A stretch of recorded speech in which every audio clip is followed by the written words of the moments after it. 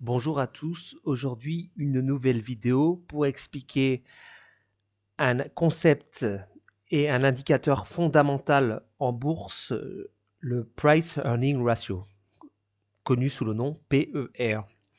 Alors, il est très intéressant d'appréhender le PER d'une action dans les indicateurs que vous donne une action, car il permet de connaître la valorisation d'une action en fonction de ses bénéfices.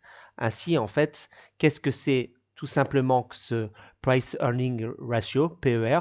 C'est connaître le cours de l'entreprise et le diviser par le bénéfice net par action. C'est-à-dire qu'en fait, plus ce chiffre sera important, retenez bien ça, plus l'action sera valorisée. C'est-à-dire que plus ce chiffre est important, plus l'action est considérée comme chère à l'achat. Puisqu'en fait, vous allez vite comprendre, si le chiffre du PER qu'on trouve est faible, c'est-à-dire que c'est une action en général qui est sous-cotée. Donc il y a des perspectives de hausse très importantes. Si le PER est très important, c'est que l'action est considérée comme surcotée. Longtemps, on a pensé qu'il suffisait d'analyser le PER d'une action pour savoir s'il faut investir dessus. C'est-à-dire, on disait, c'est une vieille technique qui date des années 90, si le PER est faible, on peut mettre de l'argent dessus, l'action va monter, puisqu'il y a plus de possibilités qu'elle monte qu'elle descende. Monumentale erreur. En fait, ceci, c'est un indicateur qui vous donne la valorisation de l'entreprise, comme je l'ai précédemment dit, par rapport à ce qu'elle produit, la capitalisation boursière. Néanmoins, on oublie quelque chose de fondamental en bourse, c'est qu'il y a un aspect qui est complètement subjectif et la volonté des investisseurs d'acheter ou pas l'action.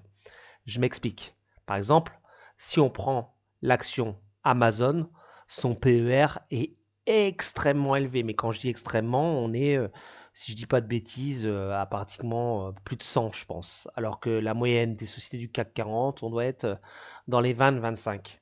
Donc, est-ce qu'on peut en déduire qu'Amazon va chuter? Évidemment, non. Il y aura toujours de l'appétence pour les fonds d'investissement et pour les investisseurs particuliers pour l'action Amazon. L'action Amazon avait déjà un PER très important il y a 7, 8, 10 ans et pourtant le cours de Amazon a encore fortement progressé sur la dernière décennie.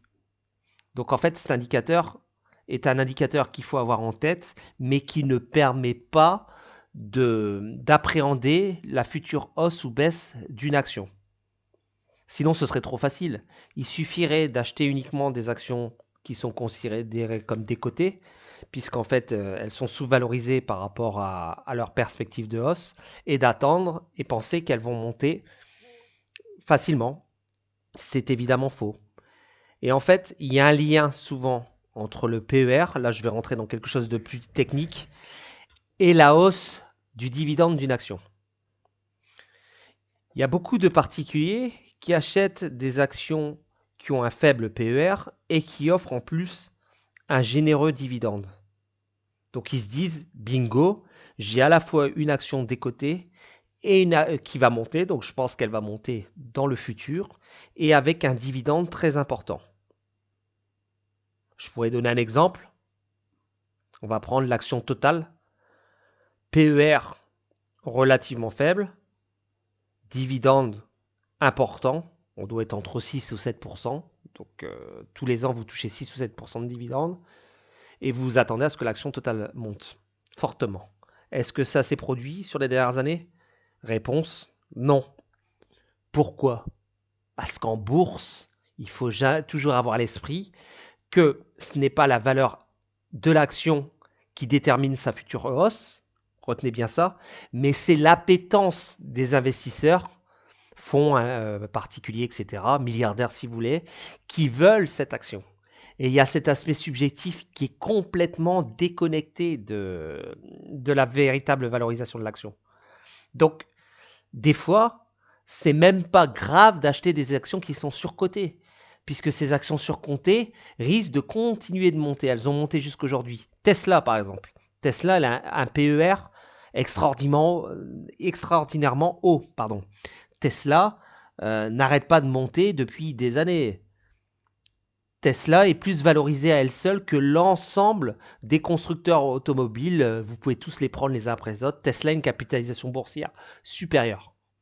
Pourtant, on vend moins de voitures Tesla que l'ensemble des autres marques de voitures thermiques dans le monde. Ça, vous êtes d'accord avec moi. Tesla ne distribue même pas de dividendes en plus. Donc, qu'est-ce qui se passe? C'est l'aspect psychologique qui fait que les investisseurs croient dur en Tesla et ils sont positionnés sur Tesla. Et ça, c'est quelque chose qu'on ne peut pas appréhender avec les chiffres du PER. Donc, pour résumer, c'est bien de regarder cet indicateur de PER pour connaître la valorisation d'une entreprise, mais ça ne suffit pas pour être sûr d'investir dessus et de gagner de l'argent. Sinon, tout le monde réussirait en bourse en disant « telle action est décotée, je vais l'acheter parce qu'elle a des possibilités de hausse ». Pour compléter ma démonstration, je vais aussi vous dire qu'il y a énormément d'actions avec des PER décotés qui continuent malgré ça à chuter. C'est-à-dire qu'en fait, elles sont délaissées, ces actions, et elles continuent à chuter. Et elles continueront à chuter parce que personne n'y croit. Personne n'y croit. Et ça, c'est très important en bourse, c'est cet aspect psychologique. Est-ce que des actions surcotées, entre guillemets, parce qu'elles ont un PER important, type Microsoft, Tesla, Amazon, qu'est-ce que je pourrais dire d'autre? Berkshire Hathaway, même si c'est moins vrai pour Berkshire, vont chuter parce qu'elles ont un PER élevé? Et est-ce que des actions avec un PER plutôt faible, comme pas mal d'entreprises du CAC 40, il faut le dire, vont monter? Ben moi, je ne m'aventurerai pas, j'irai pas aussi vite en besogne pour affirmer que les sociétés décotées vont surpasser les sociétés surcotées. D'ailleurs, si on raisonne de façon empirique, on l'a vu sur la dernière décennie, les sociétés, les géants de la tech américaine qui étaient déjà surcotés ont continué à surperformer les sociétés du CAC 40 qui sont décotées, si on suit l'indicateur du PER. Donc voilà, encore une fois, retenez bien, il ne suffit pas de prendre ce Price Earning Ratio, ce PER qui apparaît sur chaque action, hein, il suffit de faire des recherches sur l'action et vous l'avez, pour être sûr de son choix d'investissement en action. Toujours pareil, si vous hésitez à acheter une action en direct parce que vous avez peur qu'elle se casse la figure, pour rester poli, préférez acheter des ETF bien diversifiés. Si par contre vous avez un niveau initié en bourse et que vous n'avez pas peur de prendre des risques et que vous croyez en certaines valeurs, oui, vous pouvez acheter des actions cotées en direct. C'est toujours pareil. Ce qui est important, c'est de vous connaître vous et de connaître la perte que vous êtes prêt à envisager pour avoir un gain important si ça se passe bien.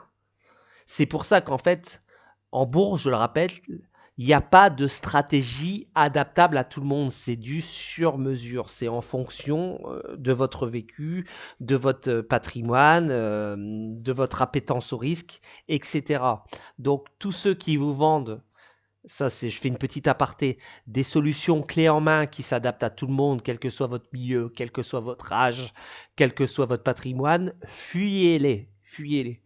À chaque fois, il faut vraiment prendre tous ces facteurs en compte, et si vous ne le sentez pas, c'est toujours pareil, mais que vous voulez quand même investir en bourse parce que vous vous rendez compte que votre épargne sur les placements sans risque et ne rapporte rien, vous pouvez toujours acheter un ETF diversifié. Vous savez que pour cela, ma préférence va vers l'ETF Monde, hein, donc le MSCI World, donc l'ETF Monde, qui est bien diversifié et qui donc vous assurera, je le pense, même si je ne peux pas prédire l'avenir, des gains supérieurs aux placements sans risque sur le long terme.